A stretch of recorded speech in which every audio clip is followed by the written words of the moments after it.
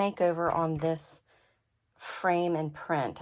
This is the print and the backing. This is how it came. This is like an old home interior piece, and the gold frame goes around it.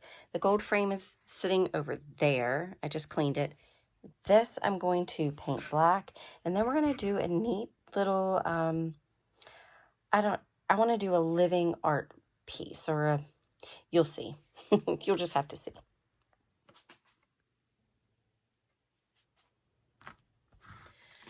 So I'm basically just going to paint this completely. I don't care where the brush, about the brush strokes or anything like that, because it's going to be covered. I just need the black background. I don't want any of this showing. I want a nice black surface to work from as I add my elements to this beautiful, what I'm picturing, art piece. So I'm just going to go ahead and get these all painted, and then I'll hop back in.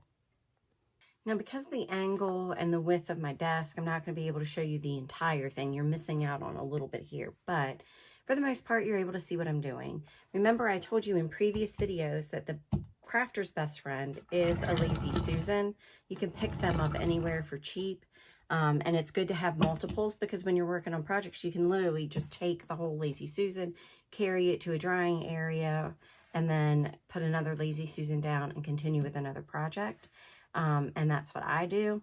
Basically, what I'm going to do to start with is, now that this is pretty dry, there's a little bit of wetness right here, but it's not going to hurt anything. I have never done this before, so it is going to be trial and error. I'm going to be using a lot of different colored mosses, and I'm just going to start with that as my base. And I'm going to use just regular Mod Podge as my glue base. I don't want to use the spray adhesive yet. I may have to resort to using spray adhesive when I start assembling layers. But for right now, I want to use Mod Podge because it's easier. I'm in a closed-in area.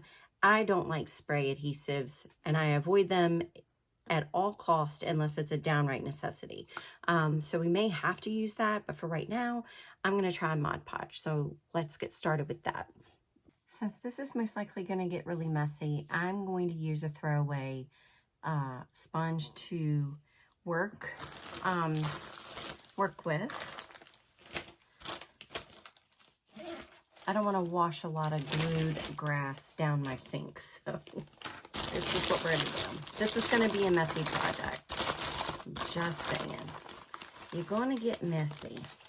So I think what I'm going to do is work in small patches. And I think I'm just going to take some and lay it out here and stretch it out. Actually, no. Now that I think what... Live and learn, folks, live and learn. So I'm just going to do this. I'm going to go ahead and just get that little debris off. I'm going to go ahead and work in sections, I guess. It's the best way to do it. And I'm not going to cover where the holes are, because there are holes pre-existing to attach to the frame, the vintage frame. So I'm going to avoid that. I'm going to stay within where that picture was to begin with, because that's really the area that is going to be showing in the frame.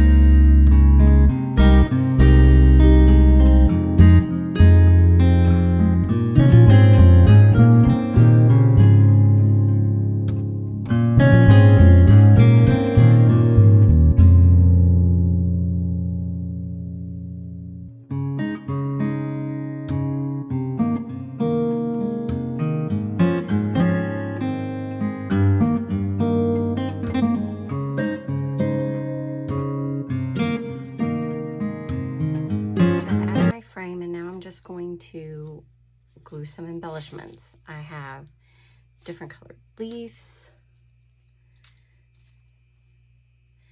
And I have some bits of succulents that are all broken off.